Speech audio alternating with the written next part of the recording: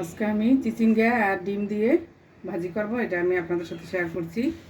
তো চুলায় একটি প্যান বসিয়ে দিলাম, একটু তেল দিয়ে দিলাম পরিমাণ মতো, একটু পেঁয়াজ কুচি দিয়ে দিলাম,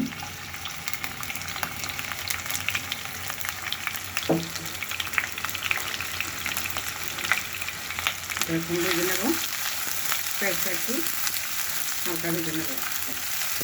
পেঁয়াজ ভাজা হয়ে গিয়েছে, এখন ডিমটা দিয়ে দিচ্ছি।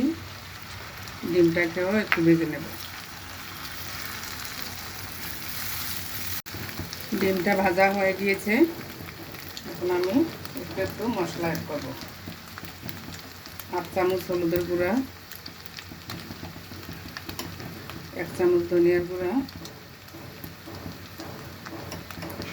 1 চামচ মরিচের গুঁড়া, একটু স্বাদ মতো লবণ। এখন আমি এটাকে নেড়ে চেড়ে নেব। নেড়ে চেড়ে আমি চিচিঙ্গাগুলি দিয়ে দেব।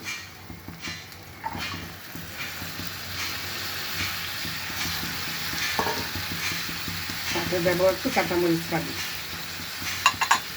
এখন আমি এটাকে নেড়ে চেড়ে 5 মিনিটের জন্য ঢেকে দেব। 5 মিনিট হয়ে গিয়েছে, এখন আমি ঢাকনা তুলে নিচ্ছি। দেখুন কতটা পানি বের হয়েছে, আমি কিন্তু কোনো পানি দিইনি এখানে। এখন আর ঢাকা যাবে না, প্রায় সিদ্ধ হয়ে গিয়েছে। এখন আমি এটাকে ছড়িয়ে ছড়িয়ে ভেজে নেব।